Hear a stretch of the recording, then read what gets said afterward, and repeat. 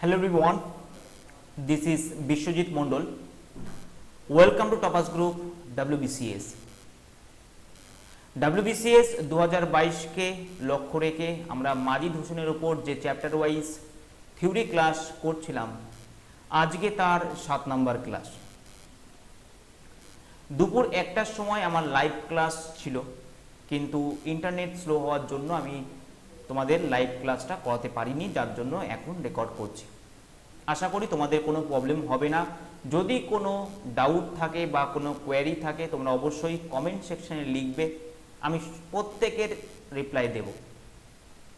আজকের যে ক্লাসটা সেটা বেশি বড় হবে না, কিন্তু ভীষণ ইম্পর্টেন্ট একটা ক্লাস। আজকের ক্লাসটা যদি তোমরা করো তাহলে সেক্ষেত্রে তোমাদের WBCS মেন্সের জন্য 3 নাম্বার সিকিউর হবে। 100-র মধ্যে 3টে কোশ্চিন কিন্তু এখান থেকে করা হবেই হবে, ঠিক আছে।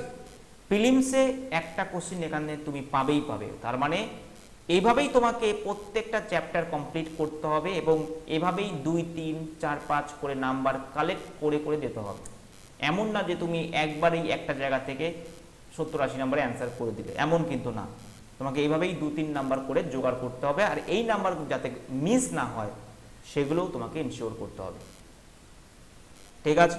খুব সুন্দর করে একদম ছবির মাধ্যমে আমি তোমাদের সামনে ক্লাসটা নিয়ে এসেছি। তোমরা ক্লাসটা করো, আশা করি তোমাদের ভালোই লাগবে। তো যাই হোক, আর টাইম নষ্ট করব না। সবার প্রথমে আমি তোমাদের স্ট্রাকচারটা বোঝাই। যারা এই চ্যানেলে নতুন, একটু জাস্ট দেখে নাও, কারণ আমি এটা মনে করি কি পড়ছি বা কি পড়বো তার একটা প্রপার স্ট্রাকচার আমাদের মাথায় থাকা চাই, ঠিক আছে। যারা পূর্ণ তারা তো অবভিয়াসলি জানো যে কিভাবে ক্লাসগুলো চলছে। আজকের যে ক্লাস সেটা হচ্ছে 7 নাম্বার ক্লাস। 1 নাম্বার যে ক্লাসটা হয়েছিল সেটা হয়েছিল ইন্ট্রোডাকশনের ক্লাস, ঠিক আছে।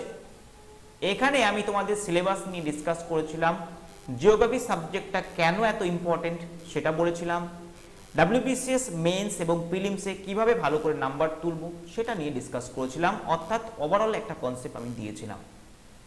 দ্বিতীয় যেই ক্লাসটা এসেছিল সেই ক্লাসে পলিটিক্যাল ফিচার্স অফ ইন্ডিয়া,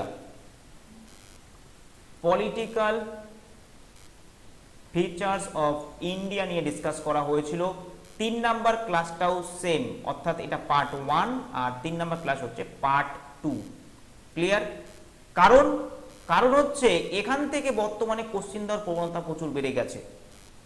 যেখানে আমরা ভারতের পজিশন দেখেছিলাম আয়তনের দিক থেকে, ভারতের কতগুলো প্রতিবেশী দেশ রয়েছে, কত কিলোমিটার বর্ডার এরিয়া রয়েছে, ভারতের কোন কোন রাজ্য কার কার সাথে তোমার বর্ডার এরিয়া শেয়ার করছে, কোন দেশের সাথে শেয়ার করছে, A to Z একটা সামগ্রিক আইডিয়া আমরা এখান থেকে পেয়েছিলাম, যেখান থেকে WBPSC কিন্তু প্রচুর কোশ্চিন করে। যারা দেখোনি তারা অবশ্যই দেখে নাও। 4 number class, 5 number class, 6 number class হয়েছিল ফিজিওগ্রাফিক ডিভিশনের উপর, যেখানে আমি তোমাদের ভারতবর্ষের যে 5টা ফিজিওগ্রাফিক ডিভিশন, অর্থাৎ Himalayan mountain region, peninsular plateau region, northern great plain, coastal plain region এবং আইল্যান্ডের মধ্যে আন্দামান এবং লাক্ষাদ্বীপ পড়িয়েছিলাম। ঠিক একটা জিনিস বাকি আছে এই ফিজিওগ্রাফি ডিভিশন থেকে, সেটা হচ্ছে পেনিনসুলার হিলস, যেখানে আমরা মেনলি মিডিল ভারত এবং সাউদার্ন ইন্ডিয়ার বিভিন্ন পর্বতমালা, যেমন পশ্চিমঘাট, পূর্বঘাট, নীলগিরি, আনাইমুদি, এইদিকে যদি মধ্য ভারতে দেখি তাহলে সেক্ষেত্রে আরাবল্লী, বিন্ধ্য, অজন্তা, প্রত্যেকটা পাহাড় এবং পর্বত সম্পর্কে পড়ব। এটা আমি পরের দিনের ক্লাসে নিয়ে আসব, কারণ আজকের ক্লাসটা ছোট এবং খুব তাড়াতাড়ি তোমাদের হয়ে যাবে। যদি তোমাদের এর PDF পেতে হয় তাহলে তোমরা অবশ্যই আমাদের টেলিগ্রাম গ্রুপে জয়েন করে নাও, সেখানে তোমরা ফ্রিতেই ডাউনলোড করতে পারবে। আচ্ছা, লেক, আজকের যে ক্লাস সেটা হচ্ছে তোমরা দেখতেই পেয়েছো এখানে লেক অ্যান্ড ওয়াটারফল। প্রথমেই ক্লাস শুরু করার আগে আমাকে জানতে হবে এখান থেকে কিরকম টাইপের কোশ্চিন হয়। টাইপ 1 কোশ্চিন হয় যেটা 90% করা হয়। 90% এই টাইপেরই কোশ্চিন তুমি দেখবে, যে কোনো একটা লেকের নাম বলে দিল, বলল এই লেকটা কোথায় রয়েছে, মানে লোকেশন বেসিস জিজ্ঞাসা করা হয়। ঠিক আছে, টাইপ 2 এর মধ্যে তোমাকে জিজ্ঞাসা করা হতে পারে বিশেষ কোনো বৈশিষ্ট্যকে, যেমন বলা হলো ভারতের সবথেকে বড় নোনা জলের লেক কোনটা, বা ভারতের সবথেকে উচ্চতম লেক কোনটা, ঠিক, বা তোমাকে বলা যেতে পারে ভারতের নায়াগ্রা কোন জলপ্রপাতকে বলা হয়। এই টাইপের কোশ্চিন তোমাকে জিজ্ঞাসা করা হতে পারে, মেনলি এই টাইপেরই কোশ্চিন হয়। ঠিক, তাহলে কোশ্চিনের টাইপটাও তোমরা বুঝলে। এবার তোমরা বুঝে নাও লেক কি জিনিস। লেক বা হ্রদ কথাটা কোথা থেকে এসছে সেটাকে ভালো করে বোঝো। দেখো, কোনো প্রাকৃতিক শক্তির দ্বারা কোনো স্থানে যখন গর্তের সৃষ্টি হয় বা অপেক্ষাকৃত নিচু স্থানে সৃষ্টি হয়, তখন সেই স্থানটি আস্তে আস্তে জলপূর্ণ হয়। ধরো এই স্থানটা জলপূর্ণ হচ্ছে, এবং যদি সেই জলাশয়ের চারপাশ স্থলভাগ দ্বারা বেষ্টিত থাকে বা চার ভাগ যদি স্থলভাগ দ্বারা আবৃত থাকে, তখন তাকে আমরা বলছি লেক। যদি না থাকে তাহলে কিন্তু আমরা তাকে জিওগ্রাফির ভাষায় বা ভূগোলের ভাষায় লেক বলতে পারি না। ধরো একটা জলাশয়, তার মুখটা বা এই অংশটা ধরো সমুদ্রের সাথে কানেক্টেড, তখন কিন্তু একে আমরা যে পুরোপুরি একটা লেক সেটা কিন্তু বলতে পারি না। ঠিক, এটাকে তখন আমরা বলবো লেগুন। ফর এক্সাম্পল হিসেবে চিল্কার কথা আমরা বলতে পারি, চিল্কা কিন্তু একটা লেগুন, যার একটা অংশ সমুদ্রের সাথে কানেক্টেড এবং বাকি তিনটে অংশ স্থলভাগ দ্বারা ঘেরা আছে। এবং সমুদ্রে যখন জোয়ার ভাটা হয় তখন কিন্তু এই চিল্কা লেকের মধ্যেও জলের যে উচ্চতা সেটা হ্রাস বৃদ্ধি ঘটে। বোঝা গেল? এটা হচ্ছে লেগুন বলা হয়, বা এটাকে তুমি কোস্টাল লেকও বলতে পারো। কোস্টাল মানে উপকূলবর্তী এলাকার যে লেক। ক্লিয়ার? এবার এই যে লেক বা হ্রদ, এটাকে 7 ভাগে ভাগ করা যায়। কি কি ভাগে ভাগ করা যায়? Tectonic lake, glacial lake, aeolian lake, fluvial lake, volcanic lake, landslide lake, lagoons বা কোস্টাল লেক। নাম শুনেই তোমরা বুঝতে পারছো এই লেকগুলো কিভাবে করা হয়েছে। এই যে শ্রেণীবিভাগটা সেটা কিভাবে করা হলো? According to source. According to source অর্থাৎ কিভাবে, বা তুমি অ্যাকর্ডিং টু ফরমেশনও বলতে পারো। ফরমেশন, কিভাবে লেকটা উৎপন্ন হলো, কিভাবে লেকটা তৈরি হলো, তার উপর বেস করে এর নামকরণ করা হলো। ঠিক, এইভাবে আমরা এটাকে 7টা ভাগে ভাগ করতে পারি। প্রথম যে ভাগটা সেটা হচ্ছে টেকটনিক লেক। নাম শুনেই বুঝতে পারছো, টেকটনিক মানে আমাদের আর্থের বা আমাদের ভূ গঠনের সঙ্গে যুক্ত বিষয়টা, তাই তো, ভূতত্ত্বের সঙ্গে যুক্ত। ধরো এটা একটা সারফেস, এবার এই যে আর্থ সারফেস তোমরা সবাই জানো, প্লেট টেকটনিক থিওরির কথা তোমরা সবাই শুনেছো। আমাদের এই যে সারফেস বা মৃত্তিকা বা বর্তমানে তোমরা এই যে পাহাড় পর্বত দেখতে পাচ্ছ, রাস্তাঘাট বাড়িঘর যা যা দেখছো কেন, এটা একটা লেয়ারের উপরে আছে এবং সবার নিচে রয়েছে কি? প্লেট। পৃথিবীতে এরকম বলা হয় 20টার মতো ছোট বড় মাঝারি প্লেট রয়েছে এবং 7টা বড় বড় প্লেট রয়েছে, এবং তার নিচে রয়েছে অ্যাস্থনোস্ফিয়ার অর্থাৎ লাভা মিশ্রিত এক বিরাট মানে জলাশয়ের মতো বলতে পারো, মানে লাভার একটা লেয়ার যেটাকে বলছে অ্যাস্থনোস্ফিয়ার, এবং তার উপর ভাসমান অবস্থায় প্লেটগুলো রয়েছে এবং প্লেটের উপরে এই সমস্ত আর্থ সারফেস রয়েছে। এবার এই টেকটনিকগুলো, এই প্লেটগুলো কি করছে? মুভমেন্ট করছে। 3 ধরনের মুভমেন্ট এখানে দেখা যায়। কি কি মুভমেন্ট? এক, অভিসারী, অপসারী। মানে কি, অনেক সময় প্লেটগুলো একে অপরের দিকে চলে আসছে, একে বলছে অভিসারী। অনেক সময় প্লেট কি করছে? একে অপর থেকে দূরে সরে যাচ্ছে, ঠিক আছে, এটাকে বলছে অপসারী। আবার অনেক সময় প্লেটগুলো তির্যকভাবে কেটে বেরিয়ে যাচ্ছে, বোঝা যাচ্ছে? মানে এই 3 ধরনের মুভমেন্ট হচ্ছে, খুবই সীমিত, বছরে হয়তো 1 সেন্টিমিটার বা 2 সেন্টিমিটার এদের মুভমেন্ট ঘটে, এত সীমিত।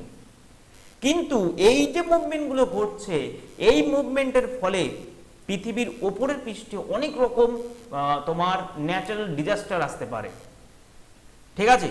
দুটো প্লেট একে অপরের সাথে যখনই টক্কর লাগাবে তখনই ভূমিকম্পের সৃষ্টি হতে পারে।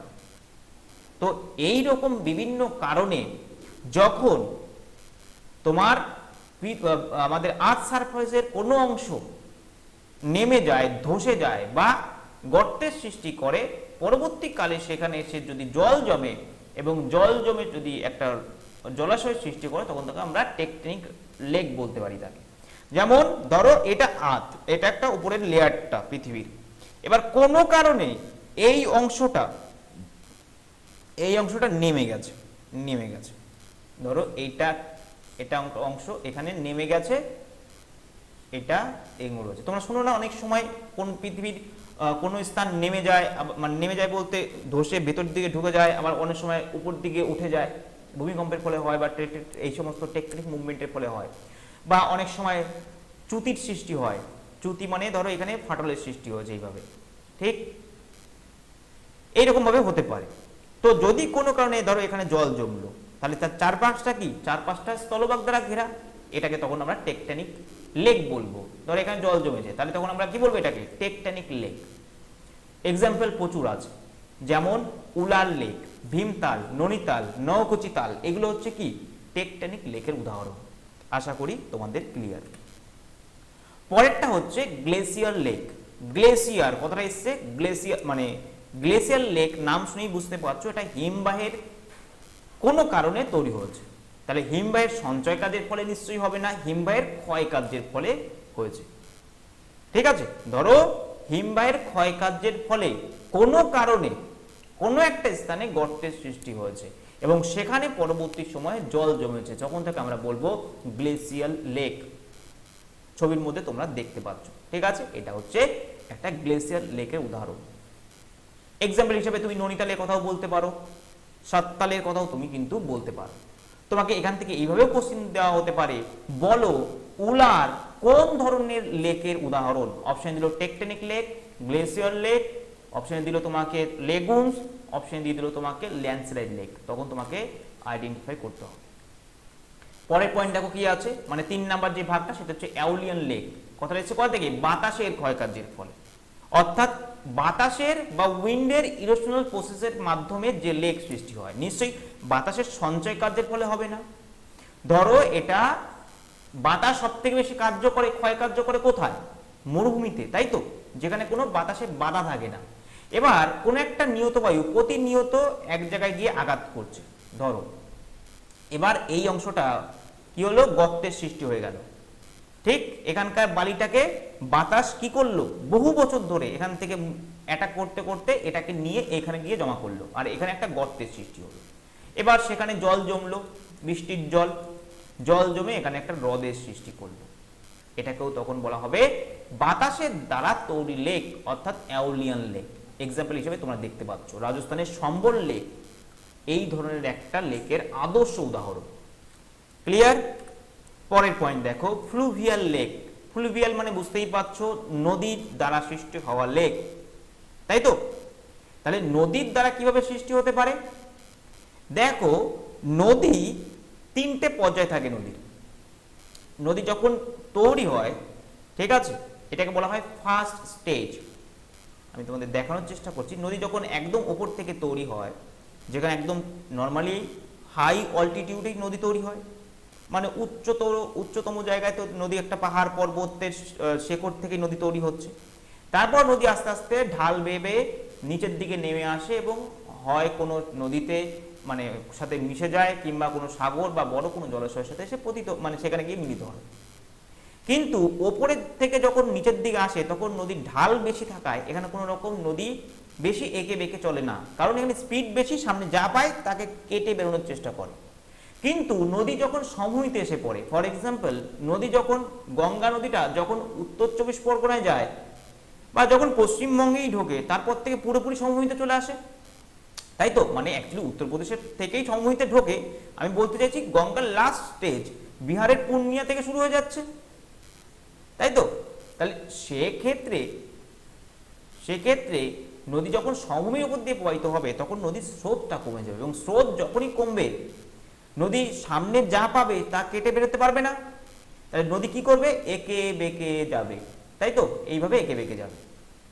এবার এঁকে বেঁকে যাওয়ার ফলে ধরো এই যে নদীটা এঁকে বেঁকে যাচ্ছে, এখানে ভালো করে দেখো, এই যে আমি যেখানে দাগ ছবির মধ্যে যেখানে দাগ দিচ্ছি, এভাবে এঁকে বেঁকে যাচ্ছে। এবার বাই চান্স কোনো কারণে নদীর মধ্যে জলের ফ্লোটা বেড়ে গেল, নদী কি করবে, এই অংশটাকে কেটে বেরোবে, বেরিয়ে সোজা বেরিয়ে যাবে। ধরো এইভাবে এঁকে বেঁকে যাচ্ছে, এভাবে এঁকে বেঁকে যাচ্ছে, এবার কোনো কারণে ফ্লো হলো জলে, তো নদী কি করবে, এখান থেকে কেটে এই সোজাই বেরিয়ে যাবে, সোজা বেরিয়ে যাবে। তাহলে এই অংশটা নদী থেকে আলাদা হয়ে যাবে এবং তার চারপাশ স্থলভাগ দ্বারা ঘেরা থাকবে, তাই তো? দেখো এখানে সৃষ্টি হয়েছে, এখানে দেখতে পাচ্ছ তুমি। তো এই ধরনেরও এইভাবেও কিন্তু লেক তৈরি হতে পারে, যেমন অক্সবো লেক, যেটা ঘোড়ার তোমার ইয়ের মতো দেখতে, খুরের মতো দেখতে, ঠিক আছে? তো এই টাইপের লেক কিন্তু তৈরি হতে পারে। ভলক্যানিক লেক কি জিনিস? ধরো এটা একটা ভলক্যানো, ঠিক? এবার বহু বছর ধরে এখানে কোনো রকম অগ্নুৎপাত হয় না, পুরো মৃত অবস্থায় রয়েছে। তারপরে কি হচ্ছে, দীর্ঘদিন এর উপর বিভিন্ন প্রাকৃতিক শক্তি কার্য করছে, এটাকে ক্ষয় করে গামলার মতো শেপ এনে নিয়েছে এটার মধ্যে, তাই তো? দেখতে পাচ্ছ এখানে গামলার মতো শেপ হয়ে গেছে। এটাকে বলছে ক্যালডেরা, ক্যাটার আর ক্যালডেরা। যখন চুক্ষা অবস্থায় থাকে, একদম তীক্ষ্ণ অবস্থায় থাকে, তখন বলছে ক্যাটার, আর যেটা যখন গামলার মতো ছড়িয়ে যায় তখন তাকে বলছে ক্যালডেরা। এবার কোনো কারণে যদি এই মৃত ভলক্যানোর মধ্যে জল জমে, তাহলে তখন যে জলাশয় সৃষ্টি করবে তখন তাকে বলবে ভলক্যানিক লেক। আমি ক্লিয়ার? এক্সাম্পল হিসাবে আমরা লোনার লেকের কথা কিন্তু আমরা বলতে পারি, পরীক্ষা এটা বহুবার এসছে। লোনার লেক কোন ধরনের লেকের উদাহরণ, কোথায় রয়েছে, সমস্ত কিছু আমি স্টেট ওয়াইজ পড়বো, এমন না যে ইচ্ছা মতো পড়লাম, তা না। স্টেট ওয়াইজ মহারাষ্ট্রে কোন কোন লেক রয়েছে, পশ্চিমবঙ্গে কোন কোন লেক রয়েছে বা ওয়াটারফল রয়েছে, এইভাবে। ল্যান্ডস্লাইড লেক যদি আমি বলি, তাহলে বেস্ট এক্সাম্পল আমি গহনা লেকের কথা বলতে পারি, যেটা উত্তরাখণ্ডে রয়েছে। ধরো এটা কোনো পাহাড়ের গাত্র, এবার কোনো কারণে এখানে একটা ভূমিকম্পের কারণে হতে পারে বা বিভিন্ন কারণে হতে পারে, এখানে ধস নামলো, ধস নেমে এই অংশটা নিচে চলে গেল, এখানে একটা গর্তের সৃষ্টি হলো এবং এখানে বহুদিন ধরে, বহু বছর ধরে জল জমলো এবং এখানে একটা ন্যাচারাল জলাশয়ের সৃষ্টি করলো। তখন তাকে আমরা বলতে পারি এটা কি, এটা একটা ল্যান্ডস্লাইড লেকের উদাহরণ। এখানে দেখতে পাচ্ছ ছবিটা, এটা গহনা লেকের ছবি। এরপর যদি দেখো, সেটা হচ্ছে দেখবে লেগুনস, ঠিক আছে? লেগুনস কি জিনিস, বা কোস্টাল লেক আমি বললাম একটু আগেই। তোমরা যদি চিল্কায় যাও তাহলে তোমরা দেখবে এক অংশ বে অফ বেঙ্গলের সাথে যুক্ত আছে আর বাকি অংশটা স্থলভাগ দ্বারা ঘেরা আছে। এবার বে অফ বেঙ্গলে যখন তোমার জোয়ার আসে তখন এর মধ্যে জলের উচ্চতা বেড়ে যায়, এর মধ্যে তুমি ডলফিনও দেখতে পাবে। তো ইভেন একটা ফেমাস টুরিস্ট স্পট এটা উড়িষ্যার, ঠিক আছে? তো তার 3-5টা স্থলভাগ দ্বারা ঘেরা, এক পাশ হচ্ছে সমুদ্রের সাথে কানেক্টেড, তাই একে বলছে লেগুনস বা কোস্টাল লেকও এটাকে বলা হয়। চিল্কা এর একটা আদর্শ উদাহরণ। ক্লিয়ার? এবার দেখো লার্জেস্ট লেক কি কি আছে, আমি লিস্টগুলো আমি দেখে নেব, ঠিক আছে? লিস্টগুলো এখানে আমার সেরকম ভাবে বলার কিছু নেই, তোমাদের এগুলো মুখস্থ করতে হবে। পিডিএফ যদি তোমাদের পেতে হয় অবশ্যই টেলিগ্রাম গ্রুপে জয়েন করো, সেখানেই তোমরা পাবে। তো সেক্ষেত্রে দেখো চিল্কা লেক উড়িষ্যাতে রয়েছে, এটা বহুবার পরীক্ষায় এসে, is the largest saline lake of India. অর্থাৎ যদি বলা হয় যে লার্জেস্ট স্যালাইন লেক কোনটা হবে, তোমরা অবশ্যই বলবে চিল্কা। এখানে লেগুন থাকলেও বলবে চিল্কাই হবে। চিল্কা যদি না থাকে, যদি সম্বর থাকে, সম্বর লেক যে রাজস্থানে রয়েছে সেটাও কিন্তু অ্যান্সার হয়। তো অ্যাকর্ডিং টু অপশন তোমরা কিন্তু এটা করবে, ঠিক আছে? কারণ লেগুনস হলেও চিল্কাকে লেকের আন্ডারেই রাখা হয়। Wular lake is the biggest fresh water lake in Asia and is situated in Jammu and Kashmir. এটাও পরীক্ষায় আসে, এই পয়েন্টগুলো আমি এখানে লিখে দিয়েছি, ঠিক আছে? এখানে দেখো Sambhar salt lake is the largest inland salt lake in India. Clear? Lake আর্টিফিশিয়ালও হতে পারে আবার ন্যাচারালও হতে পারে। এখানে দেখো এটা বহুবার পরীক্ষা এসছে, লার্জেস্ট ম্যানমেড লেক বা আর্টিফিশিয়াল লেক কোনটা, সেটা হচ্ছে গোবিন্দ বল্লভ পান্ত সাগর বা যেটা রিহান্দ ড্যাম নামেও পরিচিত। ওকে, রিহান্দ ড্যাম উত্তরপ্রদেশে রয়েছে, বহুবার এসছে। এবং এটা হচ্ছে গোবিন্দ বল্লভ পান্ত সাগর লেক নামেও কিন্তু পরিচিত। আর পৃথিবীর সব থেকে বড় ফ্রেশ ওয়াটার লেক হচ্ছে কি সুপিরিয়র লেক। তোমরা এই পয়েন্টগুলো একটু দেখে নিও, যা বলার যতটা বোঝানোর আমি বলে দিয়েছি। স্টেট ওয়াইজ এখানে ভাগ করা আছে, খুবই শর্ট ক্লাস হবে আমি প্রথমেই বলেছিলাম, কারণ এখানে সমস্ত কিছু তোমাদের মুখস্থ করতে হবে, এখানে সেরকম কিছু বোঝানোর নেই। অন্ধ্রপ্রদেশে কি কি লেক রয়েছে, কোয়ালিটিটা ইম্পর্টেন্ট, আমি এখানে দাগিয়ে দিচ্ছি কোনটা কোনটা ইম্পর্টেন্ট, সেটা অবশ্যই করবে। তার মানে এই না যে পুরোটা পড়তে হবে না, পুরোটাই পড়তে হবে, কিন্তু যেটা আমি বলে দেবো সেগুলো পরীক্ষায় আসবেই বা সেগুলো পরীক্ষায় এসছে বারবার। যেমন অন্ধ্রপ্রদেশে কলেরু লেক বহুবার এসছে, পুলিকট লেক বহুবার এসছে, ঠিক আছে, কলেরু এবং পুলিকট বহুবার এসছে, কোথায় রয়েছে অন্ধ্রপ্রদেশ। আসামের যেটা রয়েছে সেটা হচ্ছে তোমার হাফলং লেকটা ইম্পর্টেন্ট, ঠিক আছে, হাফলং লেকটা এটা কিন্তু ভীষণ ইম্পর্টেন্ট আসামের ক্ষেত্রে। গুজরাটে যদি বলি সেক্ষেত্রে গুজরাটের হচ্ছে নাল সরোবর, এটা সুরসাগর লেক, এটা ইম্পর্টেন্ট। হিমাচল প্রদেশের মধ্যে হিমাচল প্রদেশে যা যা আছে সবই ইম্পর্টেন্ট, পরীক্ষায় বহুবার আসে, যেমন নাকো লেক, পার্সাল লেক, ঠিক আছে, ভৃগু লেক, ধাঙ্কাল লেক, প্রত্যেকটা লেক হিমাচল প্রদেশের ভীষণ ইম্পর্টেন্ট। হরিয়ানার যে লেক রয়েছে তার মধ্যে হচ্ছে তোমার এখানে সুরাজকুন্ড লেক, কারণ হরিয়ানার সুরাজকুন্ডে মেলা হয় যেটা খুব ফেমাস, এটা ইম্পর্টেন্ট। জম্মু কাশ্মীরের মধ্যে ডাল লেক খুবই ফেমাস টুরিস্ট প্লেস, এটা জিজ্ঞাসা করা হয়। উলার লেক সব থেকে বড় বলে এটাও জিজ্ঞাসা করা হয়। মানুষ এই দুটোই আপাতত ইম্পর্টেন্ট, এই দুটো একটু মাথায় রেখো, বাকিগুলো ইম্পর্টেন্ট, সেগুলো সব কটাই পড়ে নিও। কর্ণাটকের মধ্যে সেভাবে ইম্পর্টেন্ট নেই, তবে পম্পা সরোবর লেকটা ইম্পর্টেন্ট, পরীক্ষায় আসে। আর হচ্ছে কারঞ্জি লেকটাও কিন্তু পরীক্ষায় দেয়। কেরালা লেক মানে কেরালার মধ্যে অষ্টামুদিত পরীক্ষায় আসবেই, ইম্পর্টেন্ট, ঠিক আছে। মধ্যপ্রদেশের মধ্যে আপার লেক, লোয়ার লেক দুটোই ইম্পর্টেন্ট। উত্তরপ্রদেশের মধ্যে মতিঝিল ইম্পর্টেন্ট, পরীক্ষায় এসছে অলরেডি, ঠিক আছে। রামগড় তাল লেক ইম্পর্টেন্ট। মহারাষ্ট্রের মধ্যে লোনার লেক একমাত্র লেক যেটা ভারতে তোমার টেকটনিক মুভমেন্টের ফলে তৈরি হয়েছে, ভীষণ ইম্পর্টেন্ট। পাশান লেকটাও ইম্পর্টেন্ট। মেঘালয়ের মধ্যে উমিয়ামটাও ইম্পর্টেন্ট। এদিকে মণিপুরের মধ্যে লোকটাক ভীষণ ইম্পর্টেন্ট, কেন? কারণ এখানে একমাত্র একটা ফ্লোটিং তোমার সেঞ্চুরি রয়েছে, ঠিক আছে, ভীষণ ইম্পর্টেন্ট।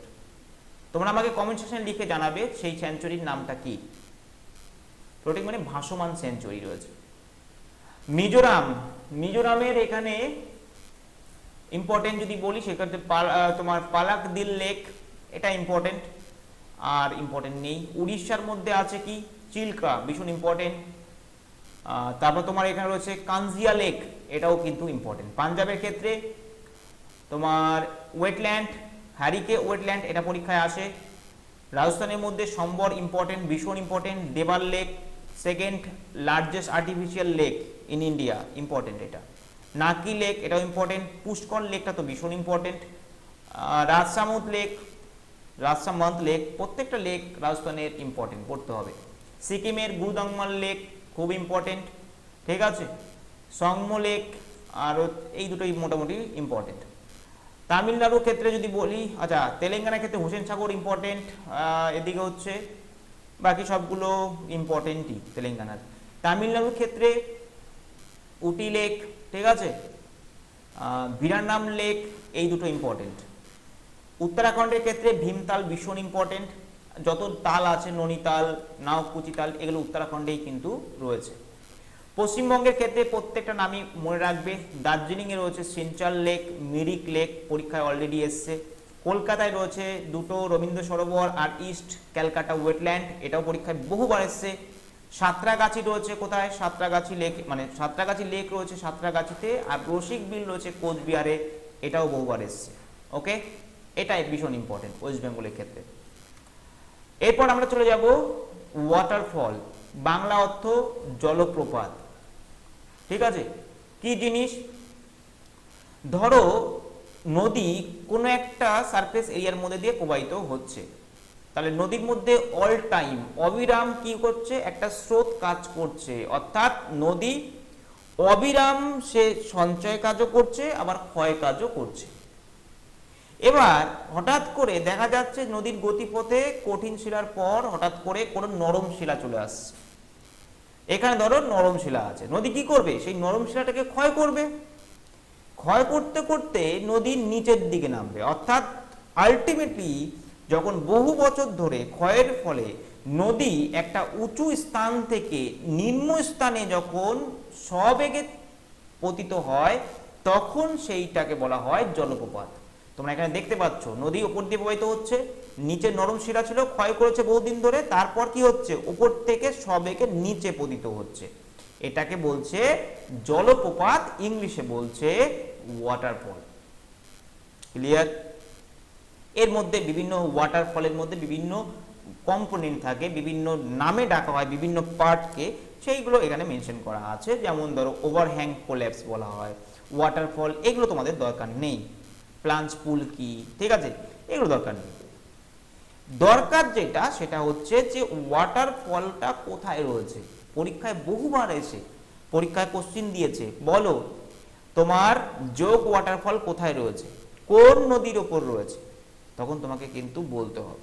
সমস্ত দেখো বুদ্ধি করে পড়তে হবে, স্মার্ট ওয়ার্ক করতে হবে। তুমি যদি এখন 60টা বা 70টা ওয়াটারফলের ওয়াটারফল কোন নদীর উপর রয়েছে সেটা পড়তে যাও, তাহলে তুমি অন্যান্য পড়া ভুলে যাবে। তাহলে তোমাকে কি করতে হবে, প্রথম 4-5টা তোমার ওয়াটারফল যেগুলো খুব ফেমাস ভারতবর্ষে, সেই 5টা ওয়াটারফল কোথায় রয়েছে, কোন রাজ্যে রয়েছে, কোন নদীর উপর রয়েছে, সেগুলো সম্পর্কে একটু ডিটেলসে জানলে ব্যাস তাহলেই হয়ে গেল। তো সেক্ষেত্রে এখানে পুরো লিস্ট করে দেওয়া হয়েছে, প্রত্যেকটা ইম্পর্টেন্ট। যেমন ইয়ানা ফলস রয়েছে মহাবালেশ্বর, মহারাষ্ট্রতে রয়েছে। যোগ ওয়াটারফল রয়েছে কোথায়, তোমার কর্ণাটকের শিমোগা ডিস্ট্রিক্টে রয়েছে। ঠিক আছে, এইগুলো কিন্তু তোমরা একটু ভালো করে পড়বে, লিস্ট ধরে ধরে বারবার পড়বে, একবারে কিন্তু হবে না। হুন্ড্রু ফলস রয়েছে রাঁচিতে, ঠিক, ইম্পর্টেন্টগুলো আমি দাগিয়ে দিচ্ছি। ইয়ানা ফলসটা ইম্পর্টেন্ট। দুধসাগর ফল বহুবার এসছে, গোয়াতে রয়েছে।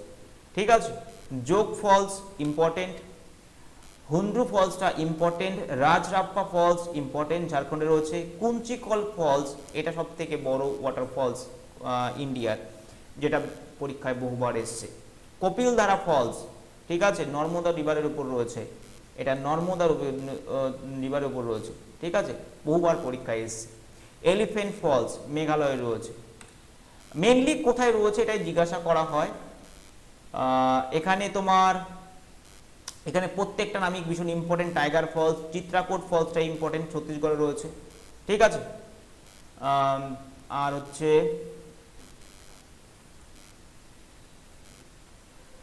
ইথিওপিয়া ফলস, ইথিওথালা ফলস অন্ধ্রপ্রদেশে রয়েছে। ঠিক আছে, আর এইদিকে রয়েছে তোমার Shiva Sundaram falls, triple star, এটা ভেরি ভেরি ইম্পর্টেন্ট, এটা রয়েছে কর্ণাটকে।